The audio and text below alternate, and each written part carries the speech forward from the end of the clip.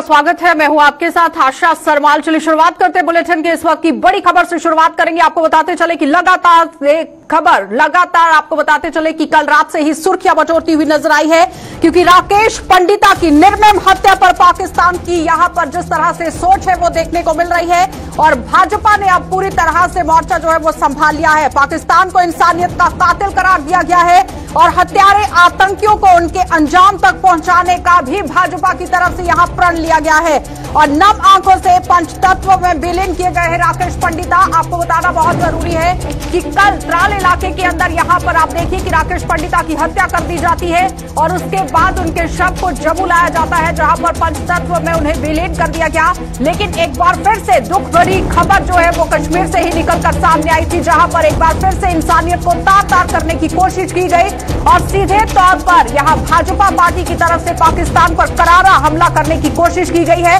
कि पाकिस्तान हर वक्त कश्मीर के अंदर खलल डालने की कोशिश कर रहा है, जिस पर उसके मंसूबों पर पानी फेरती हुई भी हमारे जवान, हमारी सेना देखी जा रही है। लेकिन आप देखिए किस तरह से कश्मीरी पंडितों को कश्मीर के अंदर यहां पर निशाना बनाने की कोशिश की जा रही है और ये कोई पहला मौका नहीं है जब यहां पर इस तरह से घटनाएं देखने को मिली हो। इससे पहले भी कई बार आतंकियों की तरफ से इस तरह से घटनाओं को अंजाम देने की कोशिश की गई और अगर राकेश पंडिता की बात करें तो मिसाल वो यहां पर कायम करते हुए नजर आते थे, हर शख्स की मदद के लिए जाने जाते थे और जाहिर तरीके से आप देखिए किस तरह से यहां पर आज एक घटना देखने को मिली है। त्राल इलाके के अंदर ये बड़ी घटना पेश आई थी। कल रात को ही ये खबर लगातार सुर्खियां बटोरती हुई नजर आई थी, लेकिन राकेश पंडिता की निर्मम हत्या पर पाकिस्तान पर अब भाजपा विफर गई है और पाकिस्तान को इंसानियत का कातिल करार दिया गया है और हत्यारे आतंकियों को उनके अंजाम तक पहुंचाने के लिए पूरी तरह से रणनीति जो है वो बनाने की कोशिश की गई है और भाजपा की तरफ से अब यहां पर प्रण ले लिया गया है।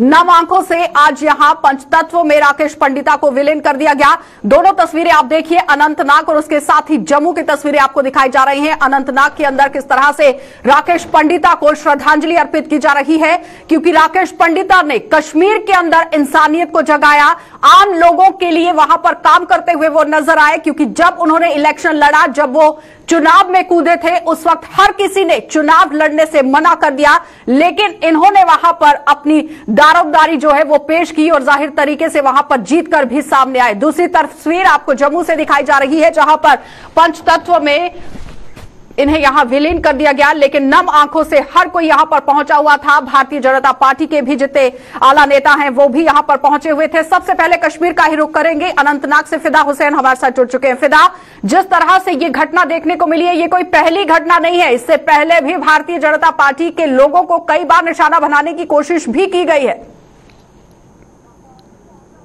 बता दूं कि अगर हम दक्षिण कश्मीर की बात करेंगे, दक्षिण कश्मीर में एक जिस तरह से भारतीय जनता पार्टी के कार्यकर्ताओं को गोली का निशाना बनाया गया है, उसके बाद अगर भारतीय जनता पार्टी की बात करेंगे तो भारतीय जनता पार्टी का यही मानना है कि हौसले हमारे पस्त कभी नहीं हुए हैं, न हो जाएंगे हमारे हौसले, क्योंकि हम यहाँ पर लोगों के विकास के लिए आए हैं। लोगों का विकास जो है वो पहली तरजीह है, पहला टारगेट है हमारा, इसलिए हम किसी भी चीज से डरने वाले नहीं है। काल की कल शाम को जो घटना हुई है उसके बाद आज भारतीय जनता पार्टी के कार्यकर्ता, उपाध्यक्ष जो है, पार्टी के जितने भी नेता है वो आज यहाँ पर पहुंचे खन्ना और यहाँ पर राकेश पंडिता को श्रद्धांजलि दी यहाँ पर, लेकिन कार्यकर्ताओं के हौसले पस्त नजर नहीं आ रहे हैं। कार्यकर्ताओं का यही कहना है कि हम यहाँ की जनता के लिए जो है भारतीय जनता पार्टी के कुछ नुमाइंदे आपके साथ हैं, उनका क्या कुछ कहना है, जरा वो सुना दीजिए जल्दी जल्दी से। बिल्कुल आशा, इस वक्त हमारे साथ है जो पार्टी के उपाध्यक्ष है जम्मू कश्मीर के, वो सोफी यूसुफ, ये हमारे साथ है। सोफी साहब ये बताएं, श्रद्धांजलि प्रकट की है, क्या कहेंगे आप? देखिए, ये कल मिलिटेंटों की बुज़दिलाना हरकत थी जिसमें उन्होंने हमारे राकेश पंडिता को, जो हमारे म्युनिसिपल कम्युनिटी के चेयरमैन थे, त्राल के लोगों के सेवा में लगे थे। आज कोविड के काल में हर जगह वो पहुंचते थे, गरीब को राशन खिलाते था और बीमारों को मेडिसिन देते थे, तो लोगों में वो सैनिटाइजर और मास्क बांट रहा था। तो कल अचानक मिलिटेंटों ने उनके ऊपर हमला किया, उनको शहीद किया है।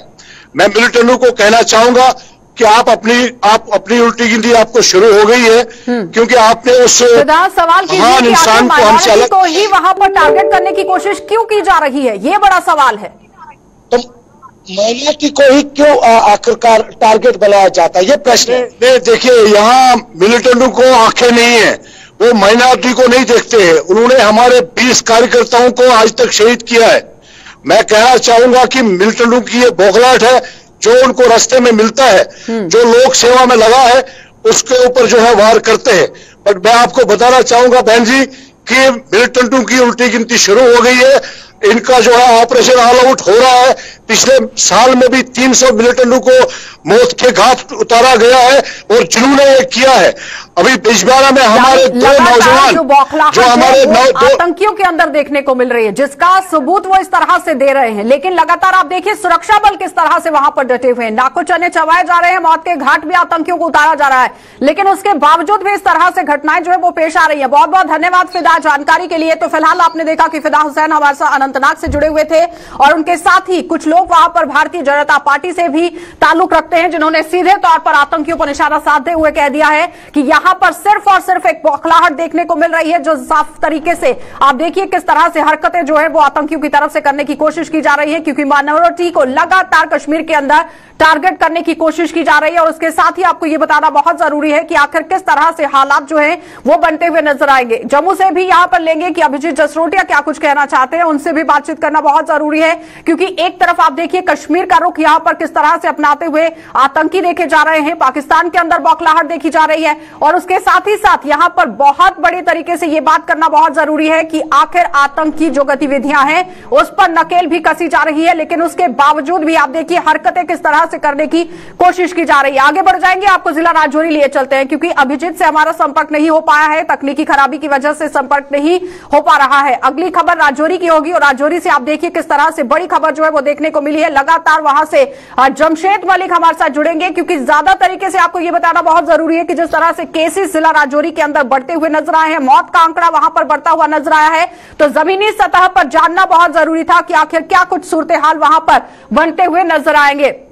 क्योंकि अहम सवाल यहां पर यह था कि मौत का आंकड़ा आखिर जिला राजौरी के अंदर क्यों बढ़ रहा है और अस्पतालों के अंदर की क्या सूरत हाल है, कोविड के जो सेंटर बनाए गए हैं, आइसोलेशन वार्ड जो बनाए गए हैं, वहां पर क्या कुछ सूरत हाल है, यह जानना बहुत जरूरी था। क्योंकि हर किसी का यह कहना है कि अस्पतालों के अंदर मीडिया को भेजा नहीं जा रहा है, चौथे स्तंभ को पूरी जानकारी नहीं दी जा रही है। लेकिन संवाददाताओं ने अब ग्राउंड जीरो पर उतरकर यह पूरा बीड़ा उठा लिया है कि आम जनता तक सच्चाई को पहुंचाना बहुत जरूरी है। गुलिस्तान चैनल आपको एक्सक्लूसिव दिखाएगा कि कोविड सेंटर के अंदर और साथ ही साथ आइसोलेशन वार्ड की अगर बात की जाए तो आइसोलेशन वार्ड के अंदर क्या कुछ चल रहा है वो आप लोगों के सामने रखना बहुत जरूरी है। क्योंकि डॉक्टर्स जो एक तरफ आप देखिए कि फ्रंट फुट पर लड़ते हुए नजर आ रहे हैं, कोरोना वॉरियर्स के तौर पर लड़ते हुए नजर आ रहे हैं, लेकिन फिर भी अटकलें जो है, संशय यहां पर बनते हुए नजर आ रहे हैं कि आखिर अस्पतालों के अंदर डॉक्टर किस तरह से काम कर रहे हैं।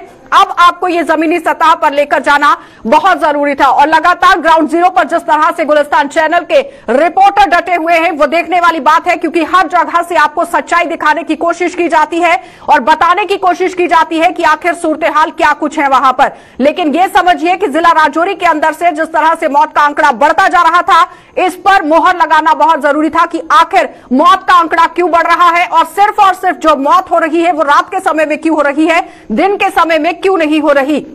और इसी की पूरी पड़ताल भी की गई। लेकिन साथ साथ आप ये समझिए कि आइसोलेशन वार्ड के अंदर मरीजों को किस तरह से सुविधाएं दी जा रही हैं, कौन कौन सी व्यवस्थाएं वहां पर की गई हैं और डॉक्टर्स किस तरह से वहां पर काम कर रहे हैं, ये बताना बहुत जरूरी था। लेकिन उसके साथ आपको यह भी समझना बहुत जरूरी है कि जिस तरह से यहां पर संशय बनता हुआ नजर आ रहा है, इस पर आप देखिए कि एक संज्ञान लेना बहुत जरूरी था। अस्पताल प्रशासन की तरफ से भी इस पर किस तरह से बात रखी जाएगी ये देखना बहुत जरूरी था, क्योंकि हर किसी का यही कहना है कि अस्पतालों के अंदर क्या कुछ चल रहा है वो बताया नहीं जा रहा। लेकिन गुलिस्तान चैनल ने यहां पर उम्दा पहल की है और अस्पतालों के अंदर जाकर आपको पहले भी बताना बहुत जरूरी है कि जीएमसी जम्मू के अंदर की तस्वीरें आपको दिखाई गई थी, जहां पर आइसोलेशन वार्ड के अंदर का नजारा दिखाया गया था, डिपेंडेंसी वार्ड का नजारा दिखाया गया था कि किस तरह से वहां पर मरीजों के साथ काम हो रहा है, डॉक्टर्स मिलकर कार्रवाई करते हुए नजर आ रहे हैं। और जाहिर तरीके से आगे बढ़ जाएंगे, क्योंकि लगातार आप देखिए संपर्क जो है वो साधते हुए नजर अंदर नहीं आए जा रहे हैं, क्योंकि तकनीकी खराबी की वजह से अब आप देखिए किस तरह से हालात जो है वो बनते हुए नजर आए हैं। क्योंकि लगातार जो हमारे संवाददाता हैं वो ग्राउंड जीरो पर डटे हुए हैं, पूरी तरह से उन्होंने इस पिक्चर को खंगालने की कोशिश की है। लेकिन आपको अगली खबर की ओर लिए चलते हैं, उसके बाद एक बार फिर से संपर्क साधने की कोशिश करेंगे कि आखिर जमीनी सतह पर जमशेद मलिक पहुंचे हुए हैं, वहां पर वो क्या जानकारी जुटा रहे हैं। इस वक्त आपको सांबा लिए चलते हैं, सांबा से दिखा देते हैं कि किस तरह से हालात जो है वो बनते हुए नजर आए हैं। जिला सांबा के अंदर हेल्थ सब सेंटर पर अक्सर ताला लटके रहने की वजह से लोग यहां पर परेशानी के दौर से गुजरते हुए नजर आ रहे हैं। सीमावर्ती मावा हेल्थ सब सेंटर का स्टाफ अक्सर यहां पर नरादर रहता है और आईवी पर तारबंदी से महज 2 किलोमीटर पहले यहां पर यह हेल्थ सब सेंटर बना था और इलाज के लिए सीमावर्ती इलाके के लोग यहां दर-बदर होते हुए नजर आ रहे थे। और जो हेल्थ सेंटर के अंदर सुविधाएं होनी चाहिए वो माकूल तरीके से कितनी यहां पर दी जा रही है, ये बड़ा सवाल था। लेकिन अहम सवाल यहां पर यह है कि आप देखिए किस तरह से हालात जो हैं वो बनते हुए नजर आ रहे हैं। हेल्थ सब सेंटर पर अक्सर यहां ताला लटका हुआ देखा जाता है, जिससे आम जनता परेशान हो गई है। और सीमावर्ती मावा हेल्थ सेंटर का यहां पर अक्सर आप देखिए किस तरह से सूरत हाल जो है वो देखा गया है, कारनामा यहां पर देखा गया है। आईवी पर तारबंदी से महज 2 किलोमीटर की दूरी पर यह हेल्थ सब सेंटर बनाया गया है, जहां पर यह अंदाजा ये लगाइए कि सीमावर्ती इलाकों के अंदर किस तरह से हालात जो हैं वो बनते हुए नजर आ रहे हैं।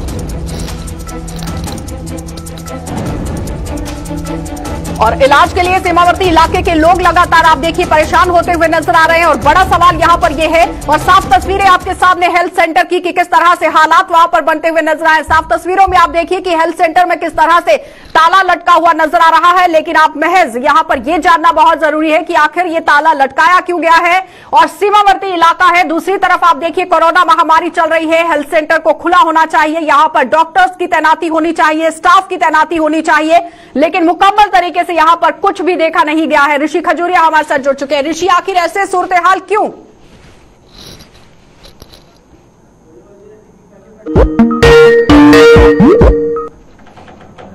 बंद रहा था और मैं आपको बता दूं कि यहाँ पर कुछ मरीज जो पहुंचे थे टीकाकरण करवाने के लिए, लेकिन जब वो वहाँ पर पहुंचे उन्होंने देखा कि मेन गेट पर भी ताला लगा हुआ था और जो एंट्रेंस है सब सेंटर की वो भी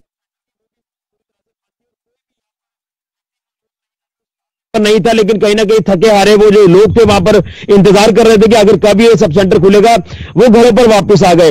और आपको बता दूं कि अगर इस सेंटर की बात करें तो ये सीमावर्ती इलाके में मौजूद है ये सेंटर। और आपको बताएं यहाँ पर जितने भी सीमावर्ती इलाके लगते हैं, छोटे छोटे गांव लगते हैं, वो इसी के ऊपर निर्भर रहते हैं कि कोई भी अगर बीमार हो, किसी को दवाई की जरूरत है, वो इसी सब सेंटर में आएंगे। लेकिन यहाँ पर 11:15 बजे तक कोई भी यहाँ का जो मुलाजिम है वो यहाँ मौजूद नहीं था, डॉक्टर मौजूद नहीं थे। और लोगों का ये साफ तौर पर कहना है कि ये आज की तस्वीर नहीं है, इससे पहले भी लगातार जब लोग जाते हैं तो ये अक्सर जो वो टाइम पर नहीं खुलता और 11:30 पौने 12 के आसपास ये खुलता है। तो आप अंदाजा लगा सकते हैं कि जो यहाँ के मुलाजिम जो डॉक्टर है कितना वो सीरियस है लोगों को अपनी सेवाएं देने में। और आपको ये भी बताएं कि जिस तरह से कोविड का दौर चल रहा है, वो बताया जा रहा है कि इस हेल्थ सब सेंटर में यहाँ कोविड सेंटर भी बनाया गया। लेकिन वो तो अच्छी बात है कि यहाँ पर कोई मरीज नहीं है और ऊपर से वैक्सीनेशन भी लगातार चल रही है। तो 12 बजे तक अगर ये डॉक्टर बाबू या जहां का जो स्टाफ है नहीं आएगा तो लोगों को किस तरह से सुविधाएं देंगे। और अगर यहां पर कोई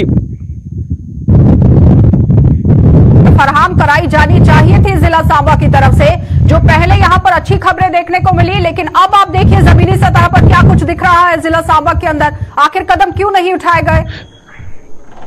देखिए, स्वास्थ्य सुविधाओं को लेकर जो आप बात कर रहे हैं तो हो सकता है कि यहाँ पर स्वास्थ्य सुविधाएं हो, लेकिन उन स्वास्थ्य सुविधाओं को पब्लिक तक किस तरह से पहुंचाना है, शायद इसको लेकर ये यहाँ का प्रशासन, यहाँ का जो हेल्थ डिपार्टमेंट है वो सीरियस नहीं है। क्योंकि अगर यहाँ लोग टीका लगवाने के लिए आ रहे हैं, यहाँ लोग दवाइयों के लिए आ रहे हैं, इलाज के लिए आ रहे हैं, तो वो इसलिए आ रहे हैं कि यहाँ पर स्वास्थ्य सुविधाएं हैं।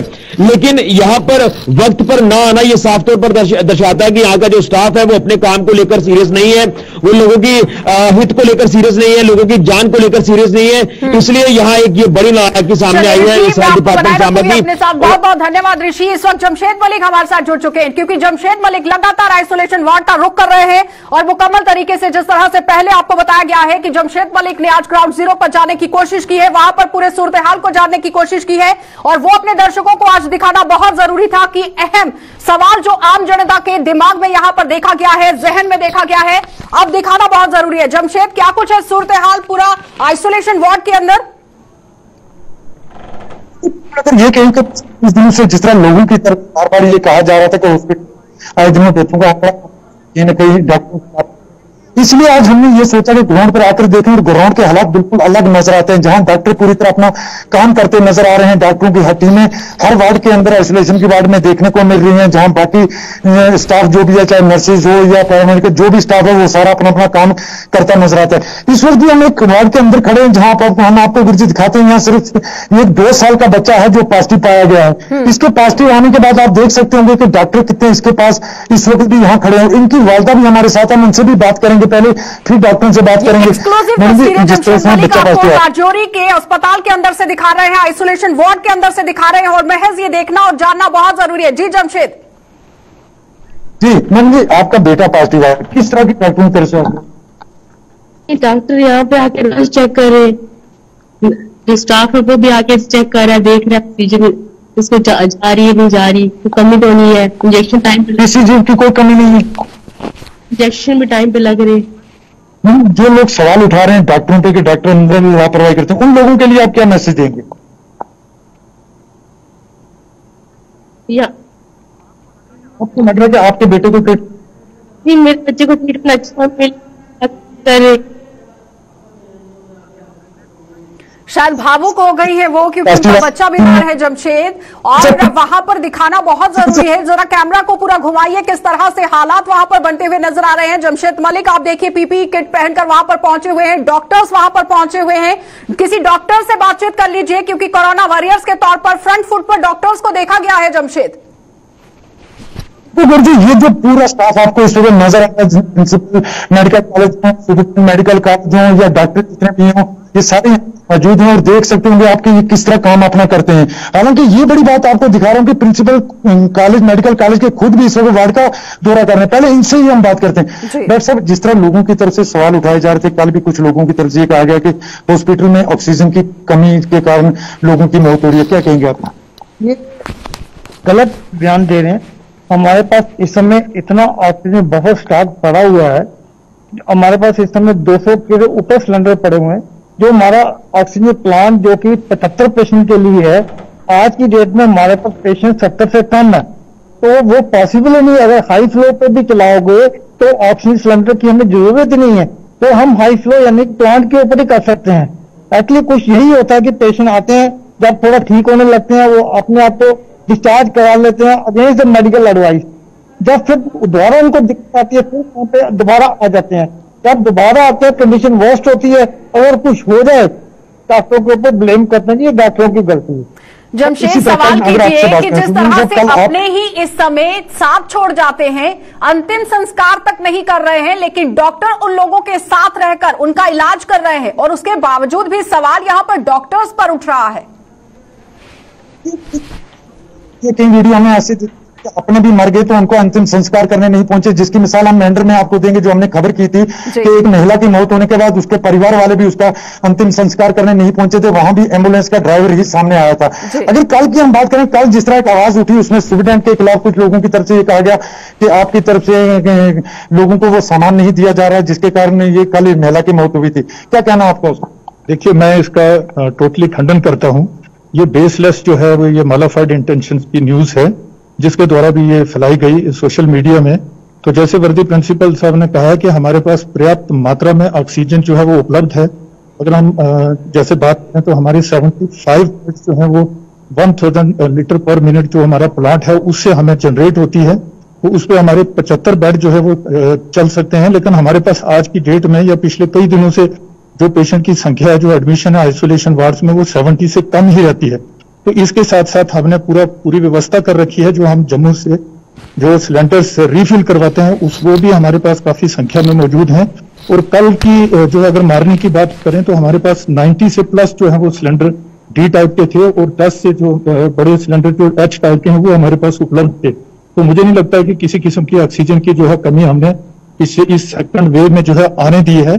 तो हमने, हमारे सभी स्टाफ ने, हमारे डिस्ट्रिक्ट एडमिनिस्ट्रेशन ने या हमारे हेल्थ डिपार्टमेंट ने, हायर अप अथॉरिटीज ने हमारे साथ पूरा सहयोग किया है।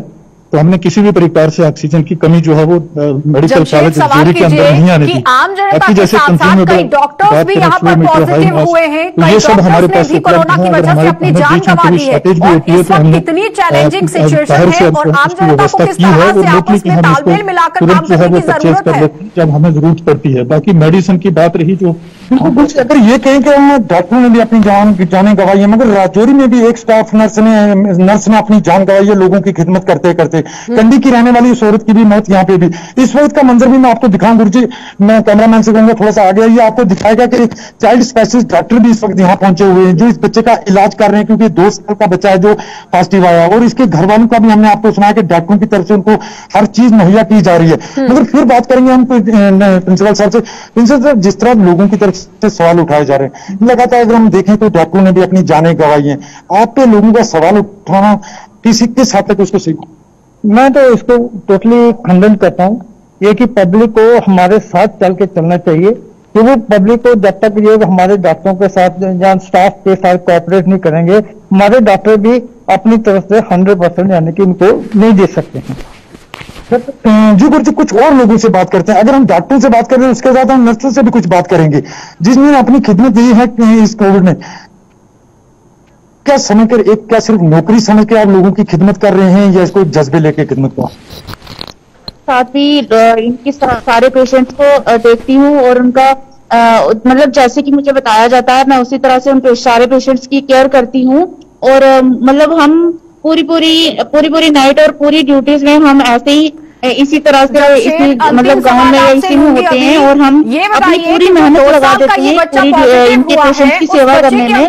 और हमारी यहाँ पे किसी तरह की कोई कमी नहीं है, कोई सैनिटेशन की हो या कोई ऑक्सीजन की हो, किसी भी तरह की कोई कमी नहीं है हमारे। और इससे सबक लेना बहुत जरूरी है कि इस बच्चे के अंदर कौन से ऐसे सिम्टम थे।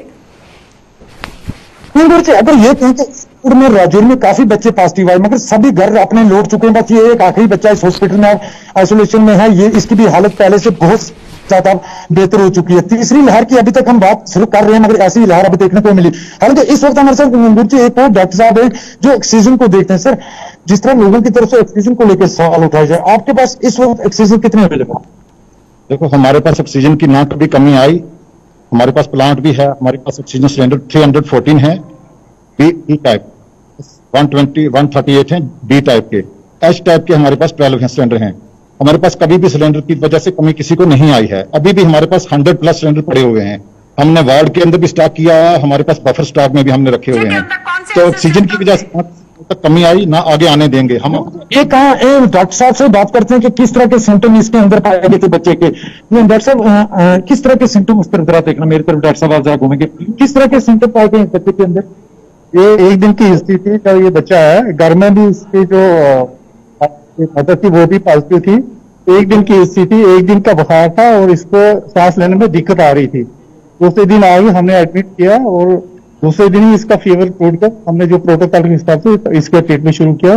तब से बच्चा स्टेबल है, फीड ले रहा है, आराम भी कर रहा है, सांस लेने में दिक्कत नहीं है। इसका जो प्रोटोकॉल वो दे रहे हैं। जी गुरु जी। चलिए जमशेद, जिस तरह से आज आपने रिपोर्ट दिखाई है, साफ तरीके से अस्पतालों का रुख भी किया गया, बहुत बहुत धन्यवाद जमशेद जुड़ने के लिए। तो फिलहाल आपने देखा कि जिला राजौरी से जमशेद मलिक ग्राउंड जीरो से हमें रिपोर्ट दे रहे थे कि आखिर जो संशय बनता हुआ नजर आ रहा है, अस्पताल के अंदर क्या कुछ चल रहा है, आइसोलेशन वार्ड्स के अंदर क्या कुछ चल रहा है, वो दिखाना बहुत जरूरी था, क्योंकि कुछ लोगों की तरफ से आरोप भी लगाए जा रहे हैं कि अस्पतालों के अंदर क्या कुछ चल रहा है वो बताने के लिए यहां पर पूरी तरह से कोशिश नहीं की जा रही है। तो पहले जीएमसी जम्मू के अंदर से आपको तस्वीरें दिखाई गई थी कि वहां पर किस तरह से काम हो रहा था, और अब जिला राजौरी के अंदर से आपको अस्पतालों का रुख कराया गया है। तस्वीरें आपको दिखाई गई है कि किस तरह से हालात वहां पर बनते हुए नजर आए हैं, क्योंकि फ्रंट फुट पर इस वक्त डॉक्टर्स भी जो है वो कोरोना से लड़ते हुए नजर आ रहे हैं, मरीजों का पूरी तरह से ख्याल रखते हुए नजर आ रहे हैं। तो चलिए आगे बढ़ जाएंगे। और जम्मू में आज मौसम ने फिर से बदलाव अपना कर लिया है, तापमान में काफी गिरावट देखी गई है और जम्मू व इसके आसपास के इलाकों में यूं तो मौसम ने अपने तेवर बुधवार शाम को ही बदल लिए थे, लेकिन रात को रुक रुक कर हुई यहां बूंदाबांदी के बाद आज सुबह तेज बारिश ने मौसम सुहावना कर दिया है। और बारिश के कारण रेहड़ी फड़ी लगाने वाले, पेट भरने वाले जो लोग हैं उनका कामकाज भी पहले प्रभावित हुआ था और ज्यादातर लोग जो है वो घरों में दुबकने को अब फिर से मजबूर हो गए थे, क्योंकि बारिश हो गई और जून महीने की शुरुआत में ही बरसात जैसे मौसम ने हर किसी को हक्का बक्का कर दिया है। बहरहाल पिछले कुछ दिनों में यहां तेजी से जो गर्मी देखी गई है उसका प्रकोप झेलने वाले लोगों को इस बारिश ने बेहद राहत पहुंचाई। खेतियों के लिए थोड़ा बहुत धान की फसलों के लिए तो अच्छा है, बाकी तो ऐसे ही है। अब इस टाइम मई जून का महीना है, इस टाइम तो लू चलती थी, गर्मी इतनी होती थी कि हालत है, आदमी बाहर नहीं निकल सकता था।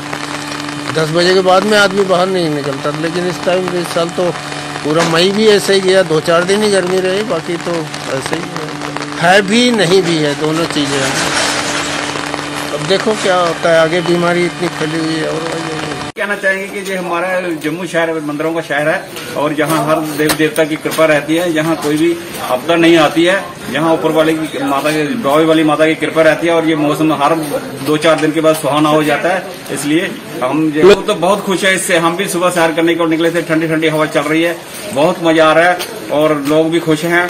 जहाँ गर्मी अभी तो इस महीने तो पड़ी नहीं, बीच में थोड़ी सी पड़ी थी, लेकिन तो उसमें भी प्रॉब्लम हो गई थी, तो अब तो बहुत अच्छा मौसम हो गया है और हम बहुत खुश हैं इससे।